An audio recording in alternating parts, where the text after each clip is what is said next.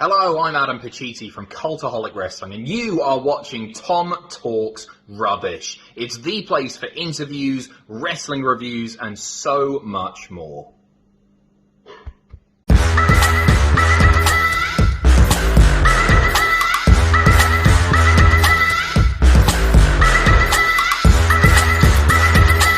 Sure, you subscribe to Tom Talks Rubbish. I highly recommend you subscribe here first. What's going on, guys? It's your boy, Tom Talks Rubbish, and I'm back with another interview. And this time, I'm joined by Luke from Cultaholic. So welcome to the show, Luke. Thank you. So, if we take this back, were you a wrestling fan before you started with Cultaholic? Yes. So I've been... It's been one of those things that has always been sort of a constant in my life. Like, I remember watching it when I was quite young. I don't know how I got into it, but it's always been something I've been into on and off for a long time. Do you remember what years? Like, not generation, era. That's what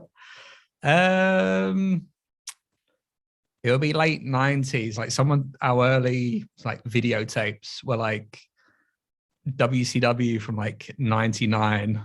So I'd probably have to say like 98, 99 would have been the start, I guess.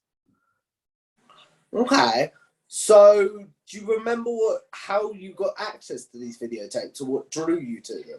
Oh, no idea. Like, I have a feeling my brother might have been a bit into it because growing up, we had some of the figures that were definitely my brother's that I've slowly stolen over the years.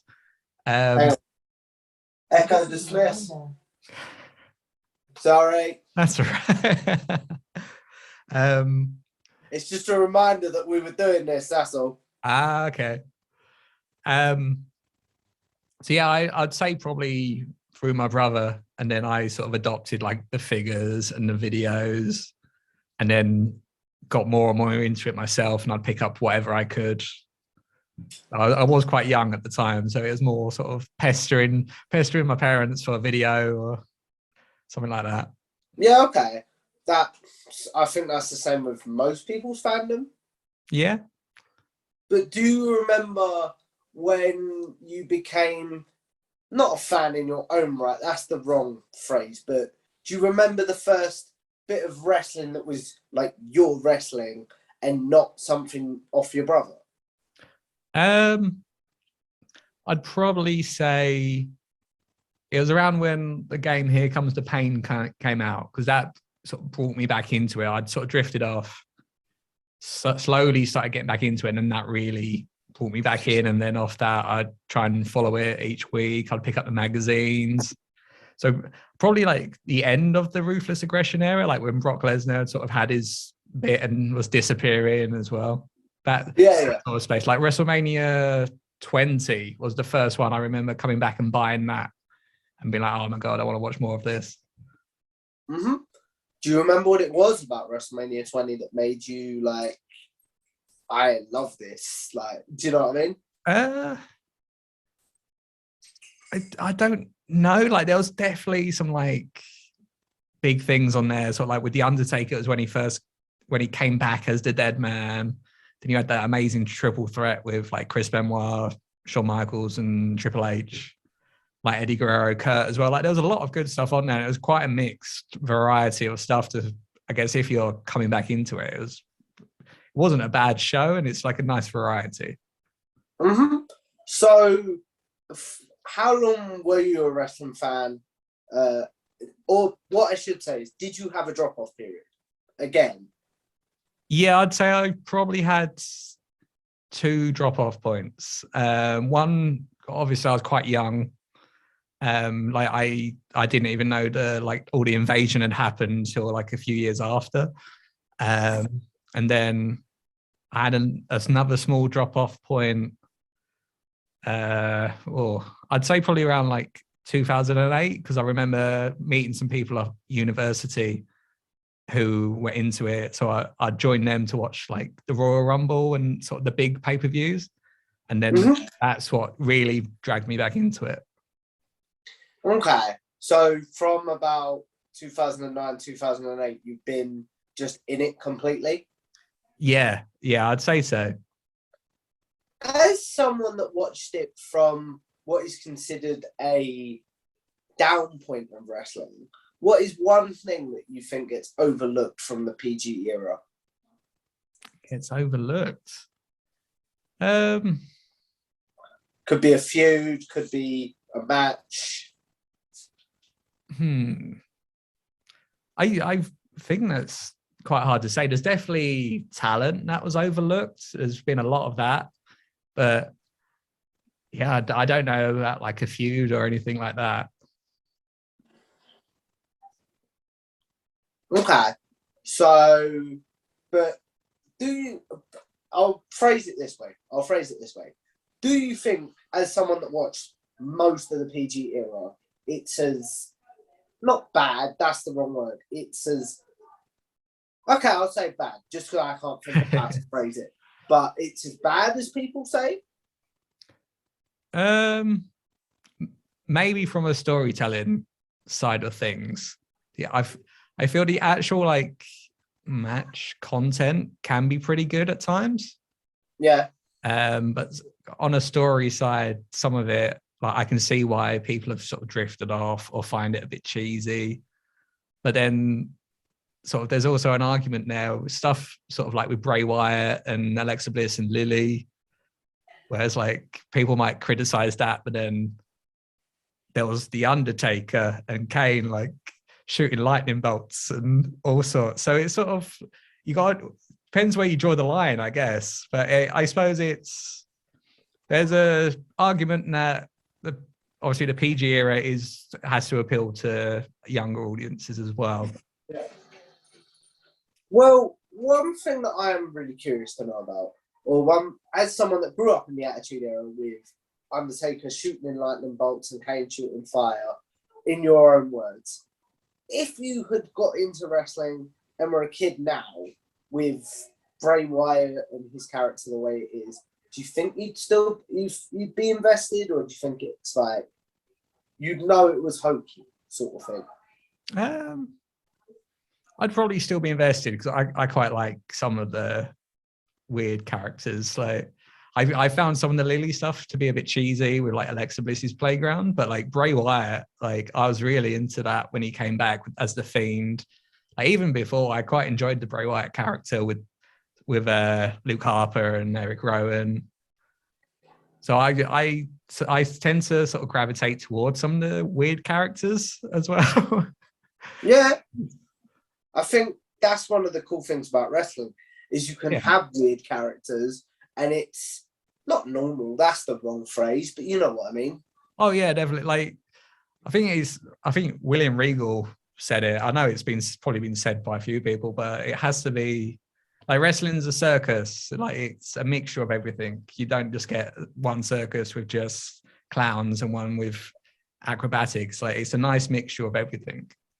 Mm-hmm. So if we then move on to how you got into Cultaholic. Yes. I'm assuming you had no affiliation with What Culture. You weren't one of the ones that was brought over from What Culture, right? No. I've been a long time fan of the boys. I never worked for What Culture. I think the only sort of association I had was me and Adam had briefly spoke online, I think sort of towards the end of them being there. And we'd sort of just maintained a small friendship just over Instagram. But yeah, in terms of actual work, like I'd never worked for the boys till Cultaholic. Okay. So how did you then get into I'll put it this way. What was the moment that you were like, I want to work covering wrestling? And then how did you get into covering wrestling for Cultaholic? Well, wrestling's something that I've wanted to work in for ages. Like even before Cultaholic, I've been helping at shows and behind the scenes bits, as well as sort of designing stuff. Like I've been freelancing for WrestleCrate for or maybe about for like 5 or 6 years now. It's been a long time. But then we WrestleCrate, the guys behind that, started producing all the merchandise for Cultaholic. So there was this nice overlap where I was doing bits and bobs like merch, the pin badges, those sort of bits. And then at my past job, I was made redundant due to obviously this small thing called the coronavirus. Yeah. So sadly, I was made redundant from there. And then off the back of that, I was like, I want to do something I love. I want to work in an industry I love. And it was sort of weird timing. Like around the March, we all got sent home to work at home, was when I first applied for my role. And then almost a year later, the ball started rolling just because of everything that was going on. Yeah. The ball started rolling, and I did like a mock project as part of the application. And then they asked me to do a proper video. And then Adam just turned around and was like, "Oh, do you want a job? Do you want to move up here?" So yeah, and here we are. Where are you originally from? So I'm originally from Essex, sort of just outside of London. Oh, really? Yeah. So I'm an Essex boy, funny enough. Whereabouts? Harlow. Oh, okay, I'm more sort of Southend way. Yeah, I know. Fair enough. That's small world, isn't it? It is. So how did it then come from, okay, I'm going to move from a smaller town in Essex to, I'm going to move to, and I assume Newcastle's a bigger city, but you know what I mean? Yeah. Well, I was mainly just living at home, really, like sort of just how life goes. Like you and your friends all grow up, and like some of them move away or they live further away and stuff like that. So I only really, obviously I have family back home, but I'm single. I have no girlfriend sort of to worry about that side of things or any sort of long-term commitments back home. So I could just sort of drop everything and move, really. So it's been a big change. What were some reservations you had about moving? It's been weird because it's been sort of adapting, and there's always this small thing in the back of my mind. It's like, this is sort of like a dream job. It feels too good to be true. Like when is the rug? When's the other shoe gonna drop? Yeah. When's am I going to be told, okay, that's it, see you later? And hopefully like that isn't going to happen anytime soon. But it kind of feels too real that it's sort of like my current place I live at now it's like a studio. Feels more like a student flats you go to at uni or college, wherever you are. I'm sort of waiting for things to end, and obviously I don't want that. I don't wish for it to end. I want this to continue as long as possible, and it just doesn't feel real yet, even though I've been here quite like probably about 5 months now. So. Okay, so as someone that was I think you said you were a What Culture fan beforehand, correct? Yeah. So as someone that was a fan of what the boys and girls over at What Culture were doing before you jumped over, did you have any reservations about coming over? What, from a fan side? Yeah, like, did you think you'd be a bit too fanboy? Not really. Because I was a fan of the boys and what they did and them as personalities. So it was sort of just an easier thing. Like I have drifted off from What Culture, not just because I work here, but I just couldn't click with some of the people they brought on. I still quite enjoy Simon Miller's content, like, especially his own channel. It's pretty interesting. But yeah, I just sort of, I don't know if that's sort of being sort of, yeah, I'm a Cultaholic fanboy, or if it's just sort of I couldn't click with the newer people they brought in. No. Maybe I'll rephrase that question. Okay. What I meant was, did you worry about when you first met them in person being a bit too fanboy because you were a fan? Oh, no, not really. Like, luckily, I think I'd bumped into some of them at MediaCon, like maybe like 2019, I think. So I'd met them, and obviously Adam I'd spoke to before. We'd had some phone calls in the past as well. He's helped me with some personal projects. No, like I think sort of doing bits and bobs in other jobs, like helping at wrestling shows and stuff, has sort of got me used to being around people I'm a fan of, if that makes sense. Yeah, definitely. So that's actually a really nice natural segue. What wrestling shows were you helping out at, I should have said, and what was your role at these wrestling shows? Okay. So I'm gonna name drop some people now, just because Name drop away, my friend. It all helps get to this point, I guess. So out of just pure luck, on the Progress Wrestling fan page, when that was sort of really like in its high, I asked on there like for any advice, because I was going to Japan for a Wrestle Kingdom, and then all of a sudden what Wrestle Kingdom? It was the first year I went was when it was Kenny and Jericho. So I think 12? Yeah, I think that was 12. But yeah, I asked on there like, oh, can anyone recommend anything? Has anyone ever been? You know, like I've never been to Japan, let alone going on my own. And then this guy Billy pops up, and it turns out to be Will Ospreay.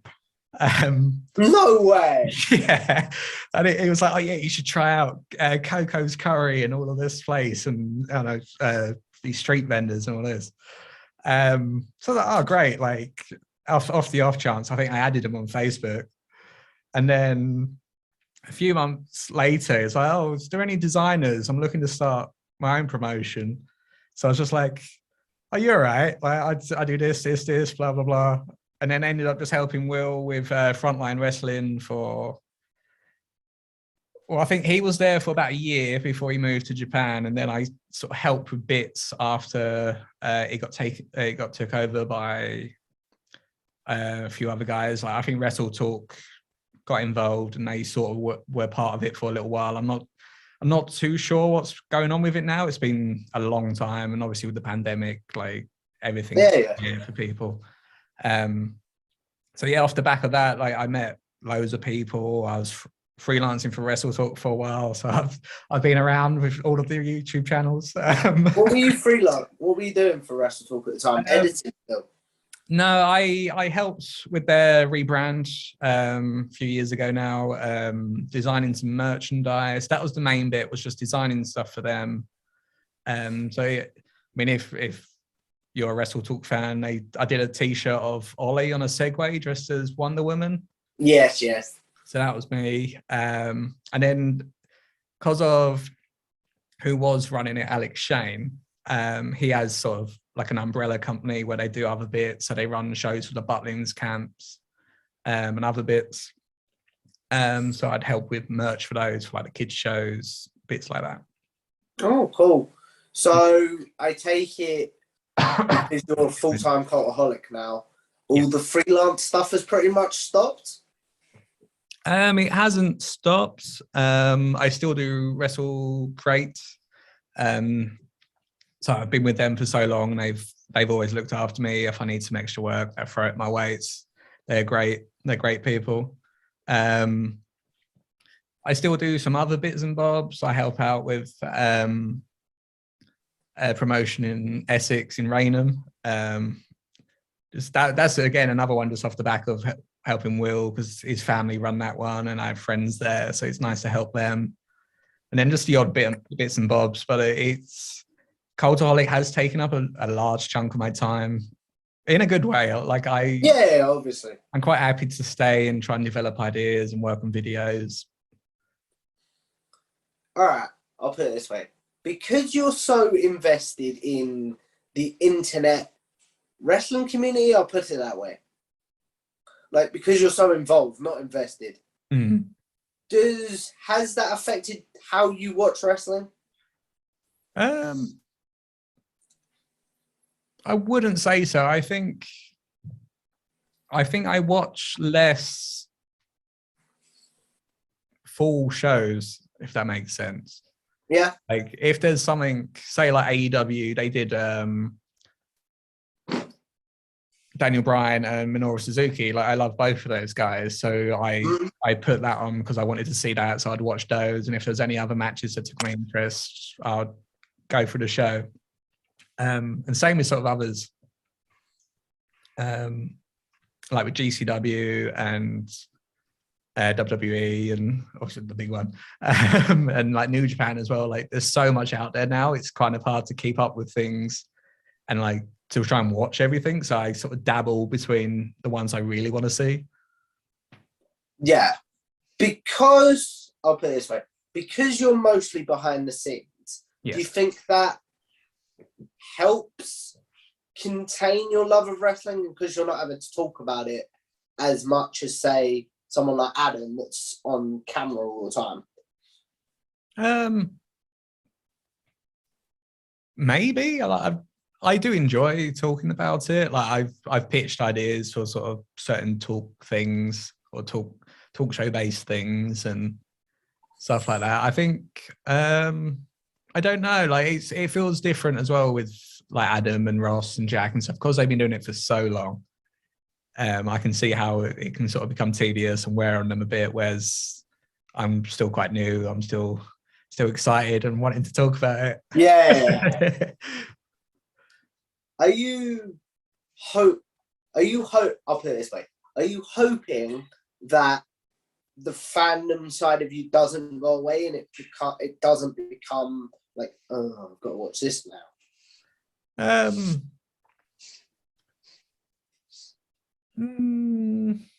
Maybe. Like there is part of me that wonders. So it's like Andrew, because he's obviously one of the newer presenters. He has to try and keep up with things for like the predictions and the pitches videos. I know that might be something I might struggle with, but it's sort of like I'm quite willing to dedicate my time to it. Like I do quite enjoy watching the full show still. Like I came in and I helped out Jack and Owen. They do the what happened at shows you'll see after you. So I sort of just come and hang out and make any notes if like Jack's doing a voiceover and he might miss something. So it is something I enjoy and I'd be willing to talk about it. I'd be willing to sort of try and bring some of the newer stuff in, like GCW. Obviously, it's still quite a small thing, or Impact as well. I think it'll be good to get sort of all perspectives. Yeah. So, but do you have? That's actually a very good segue. Do you have a desire to do like on-camera stuff? Because I know you dabbled in a bit of news and stuff like that. Oh, I'd love to. Like, I quite enjoy entertaining. Like, I've done sort of the odd bit of DJing over the years, and like that's always given me quite a nice rush to know that something I'm doing is making other people happy. And like seeing how the Cultaholic fan base has reacted to me on camera as well has been lovely. Like I felt so touched by some of these people, and like I can't thank them enough because I could have gone on camera and they could have just torn me to shreds, but none of them did, which is very, very kind of them. So I'd love to do more on camera. So it's just a matter of time, and if there's the need for an extra presenter, we'll see, I guess. Okay, so you sort of covered that you don't watch weekly shows at the moment. You just tend to watch what takes your fancy. I'll put it that way. So I follow what happens at the weekly shows. I just don't. No. I mean, you don't watch them live. Yeah. I mean, the stuff that takes my fancy, like I'm quite into like deathmatch stuff. Like I haven't watched it yet, but the Onita Matt Tremont match that happened recently, like that looks mental, and I really want to watch that. So I need to try and dig that up. But But I just follow what I follow, I guess. Like New Japan, like I watched a lot of the G1. Mm-hmm. So, what if I had to say to you one weekly show that you would definitely tune into, that like without fail, if you weren't in this job or even because you are, what would that be?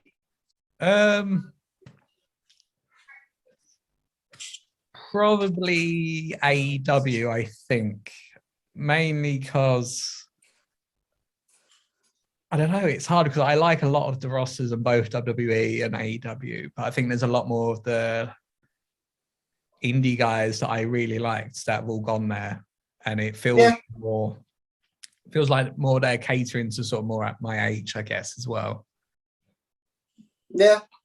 So, how am I gonna put this? So, like, what, as someone that was a Cultaholic fan before they started working, what were your series? That's the plural. Series? Yeah. Well, what series? Series that you watched.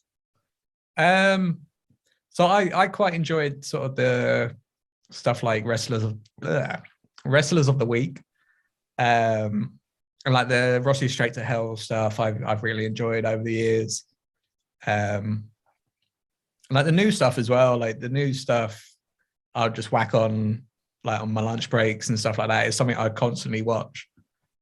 Even like when like Tom and Jack and Sam as well, when he did 205 Live, I'd watch the sort of graded and stuff like that. That's the way I used to keep up with what's going on.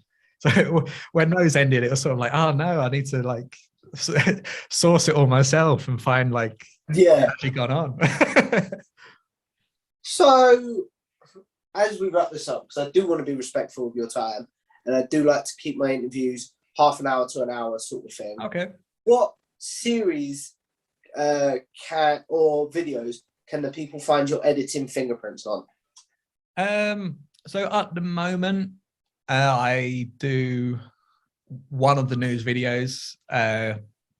More often than not, the second one that comes out in a day. But I mainly do list videos. So what would have come out recently? So I did one that was like matches that turned into real like shoot fights. I did a AEW debuts one. I think there'll be one coming out soon about people that have had like one match in WCW. It might be out by this time, because I'm going to be honest, this isn't going up till next year. Okay. So yeah, well, it should be out by then. And just because for once in my life, I have a lot of content in the can. It's always good to have more content. So yeah, I've done a fair few lists at this point. Yeah. So it's is it mainly lists? Mainly lists. Like all of us work on lists. Probably the biggest one I've done so far, we did every tag team ranked, and I did a big chunk of that. Okay. What is it that you feel like, and I know editors are basically not, actually you can clarify this. Are editors told what's put in by the presenters? So sort of how it works, I guess. There'll be a script, and then Adam will do the voiceover, and then we're given Adam's voiceover to sort of cut down and put it all together and get rid of any sort of like if he sneezes or if he mucks up something, just cut it out. And then we're given free reign really to put it in how we want, do the sort of find bits of matches that might be referenced or anything like that, and then just go to town on it really. Just put in what we want to do and how we actually work. Brilliant, because that actually gazoo tagged. Thank you. That brings me to a question that I wanted to ask, which is, go ahead. What do you feel like makes your editing style different from, say, I'm going to say Owen and Andrew because they're the only two editors that I can think of right now. So there's actually, I think 6 or 7 of us who do editing in the office. So I think I put in probably less of the big animation stuff. I'm quite sort of like, a lot of my stuff is more your pictures sliding in and out, and then I'll throw in sort of an animation just to make it a bit sort of rarer, a bit more of a surprise. Fair enough. I don't really feel I have a standout style. We all sort of follow a similar formula, but then we just chuck in the bits we want to add in to sort of give it our own little flair. Yeah, it's like, I'll give you an example. Maybe this will help you answer it. When I interviewed Owen, he was like, what I feel like makes mine different is the little bits of comedy he might stick in, if that makes sense. Yeah. I'd say mine might be the same as well. Like, I often try and put in a little joke about Adam or someone else, or like I did a video, one of Jack's voiceovers, and I threw him in like covered in bandages where he'd had like an accident. Like, okay. Oh, sorry. Oh, So all of a sudden. What was I gonna say? It's still good. So the segment I always end on is generic wrestling questions. So basically, first of all, I'm going to ask you your favorite match, favorite pay-per-view, favorite superstar currently, favorite superstar as a kid, and then favorite storyline currently in wrestling. Okay. So if we start with your favorite match.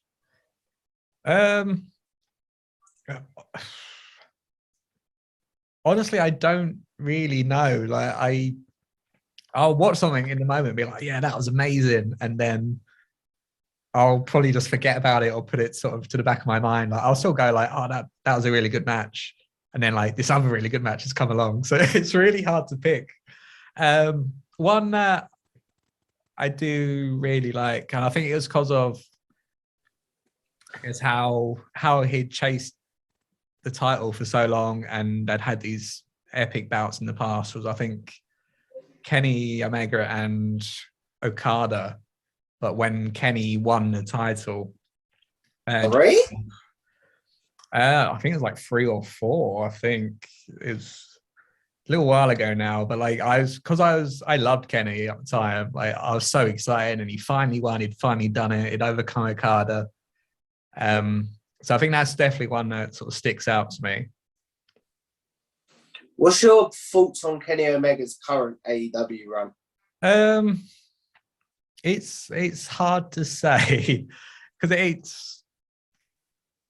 don't. At first, I was like, oh, it's not really the New Japan Kenny, but obviously it's a different company. It's a different. Maybe they want to do a different style or something. I don't know. He's growing on me. He's doing what he can do, and that's be a heel. Like, people moan and be like, oh, I don't like these guys. They're this, blah, blah, blah. I'm like, well, they're doing their job. Like, they're meant to make you dislike them. So I think I do like it. But I do prefer the cleaner, and hopefully like they're going more and more into Kenny the Cleaner. As I say, at time of recording, he's got his match with Hangman coming up in a couple of weeks, and I'm hoping that he loses the belt, and that will mean he snaps and becomes winner. Yeah, that's what I'm hoping as well. It'd be nice to see Hangman get the title as well.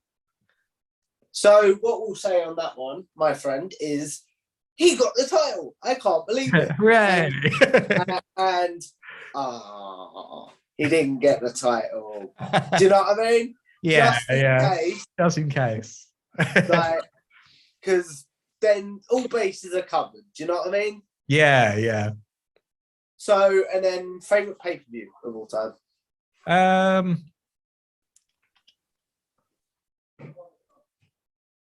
Ooh. It's going to be probably a really cliche one, but it's the only one I can think of that has sort of a great card from start to finish, and that's WrestleMania 18 with Hogan. Not 17. I'm getting it mixed up. I think 17. Hogan and Rock. No, that's 18. Is that 18? Yeah. Yeah. Because you had Hogan and Rock in the semi-main, and then you had the limp Jericho Triple H match because they couldn't follow it, in my opinion, at least. I think I might be getting my cards mixed up. It's whichever one had the Big Show, Raven, and Kane street fight. That's 17. 17. There you go. I'm getting it mixed up. I'm getting my numbers mixed up. So yeah, my favorite pay-per-view is the one I can't remember. Fair enough. You watch a lot of wrestling, my friend. So yeah, it does start to blend in, and I've sort of lost track of like how long ago things were as well with WrestleManias. You'll think of like, you'll think, oh, that match, and then realize it was like 7 years ago. Fair enough. Favorite superstar as a kid? I used to love Goldberg. I don't know. I think it was like the streak and being like, oh my God, he's like undefeated and he's doing this, blah, blah, blah. And like, I really liked him as a kid. And like, I even like when I went out to WrestleMania, it was like him and Lesnar. And it's like, yeah, I get to see Goldberg. And then after time, over time now, I've sort of got a bit bored of him. I asked Ross this when I had him on, because he was also a WCW child, but has it got to the point where with Goldberg that you're like, not this might be the wrong word, but just retire and leave them, to quote Ric Flair's video package, leave the memories alone? Yeah, pretty much. I feel like him coming back, taking on Lesnar, would have been like a nice end. Like, we've had sort of like a best of Goldberg. It's done. Yeah. I mean, he's had some good matches.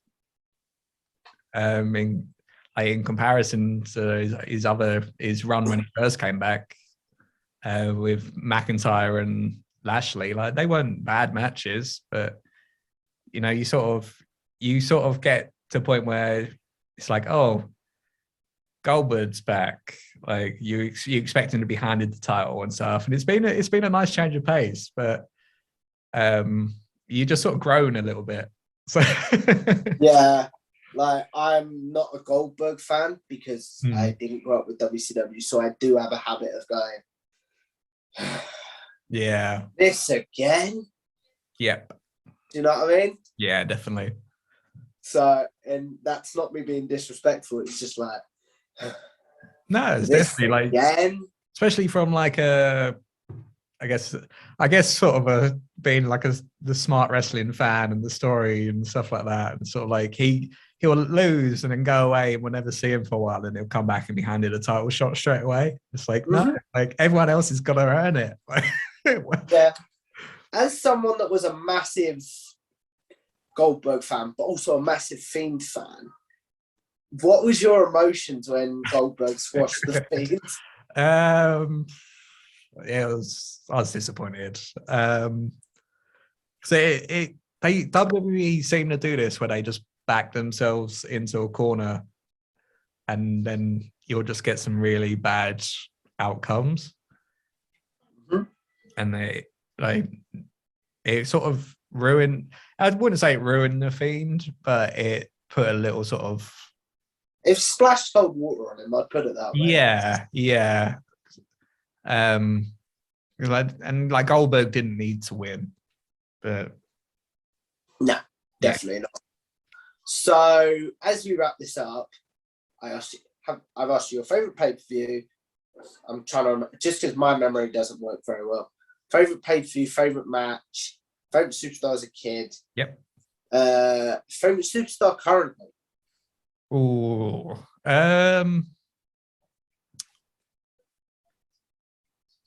Who do I enjoy? There's a handful. Like there's some really good guys on GCW that coming out. I really enjoy like Effie.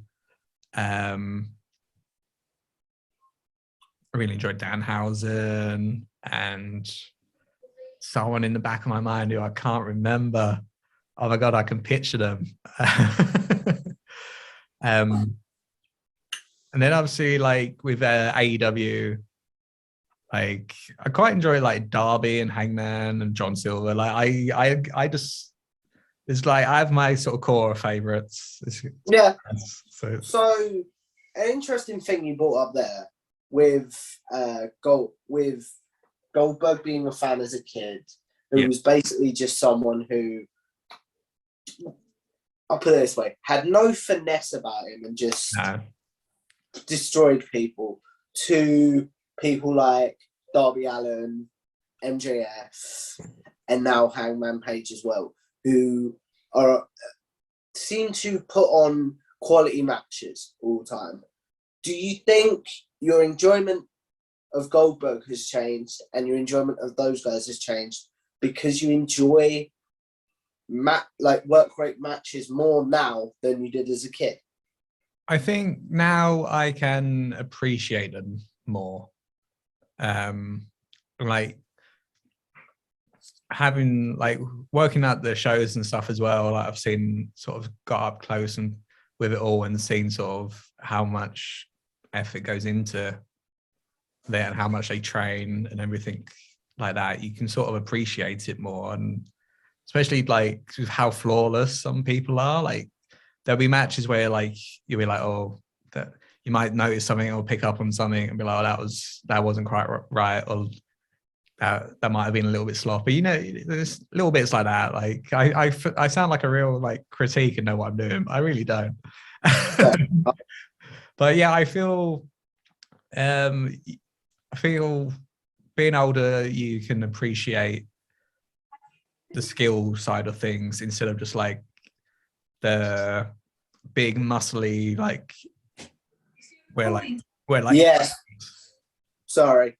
That's right. Like yeah, I feel when you're younger, like the big characters are what stands out more, and when you get older, you sort of appreciate the technical side a bit more.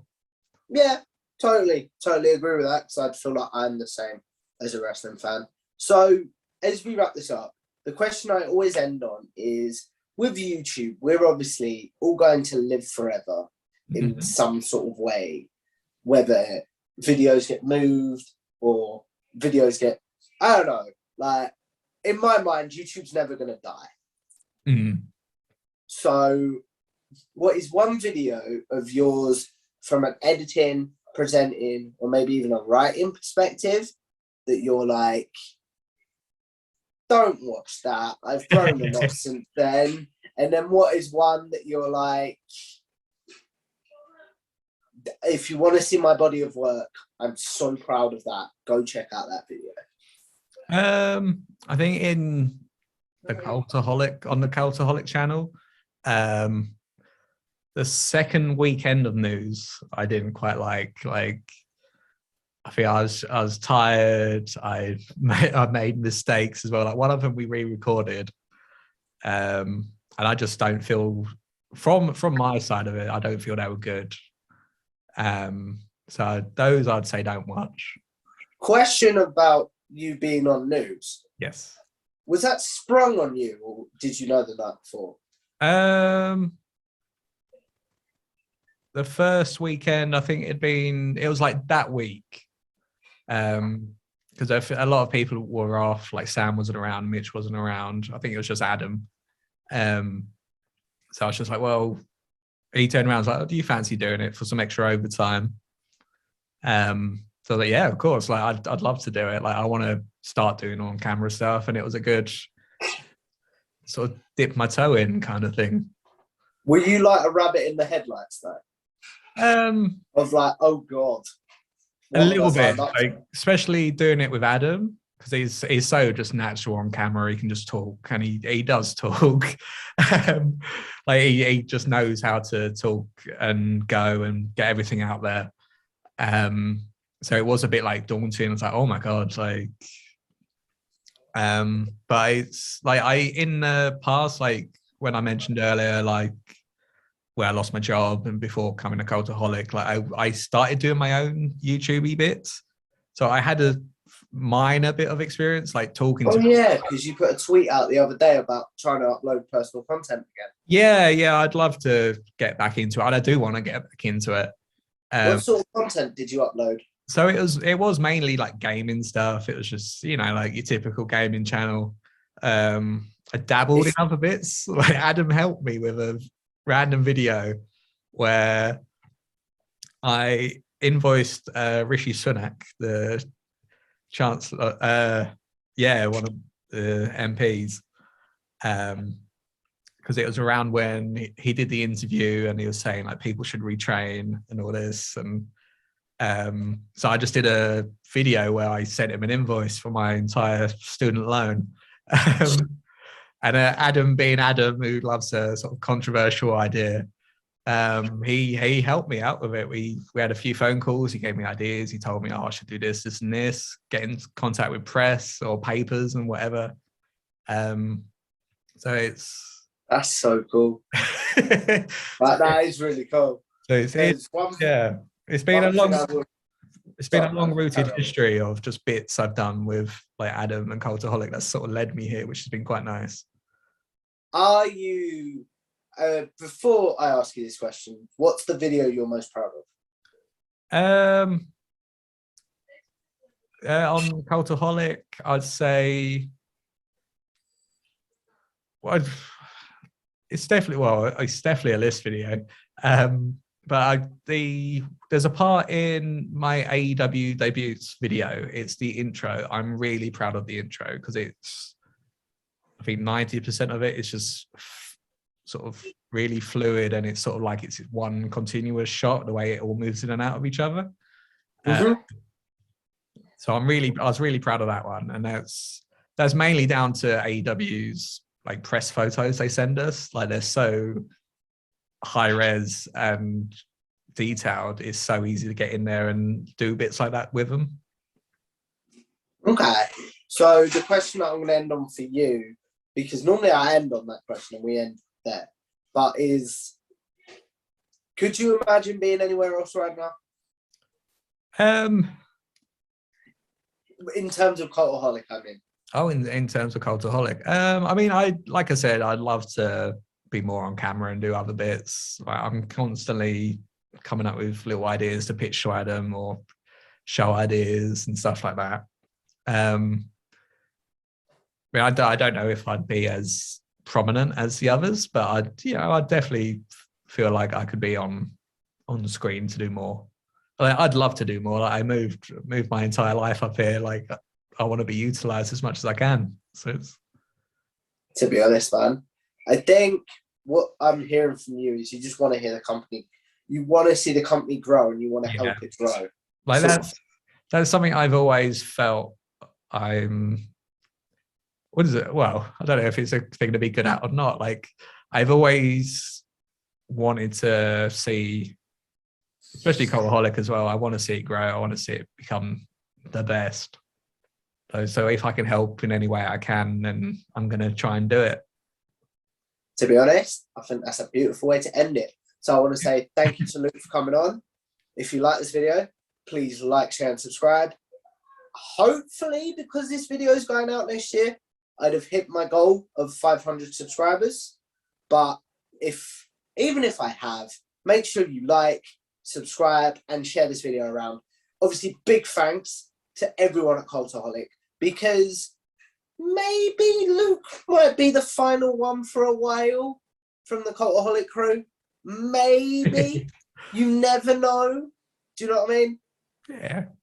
You never know. So obviously, big shout out to all of everyone at Cultaholic, but especially Adam for allowing you guys to give up your time and your studio equipment to help me out with this. My channel definitely wouldn't be where it is today without you guys' help.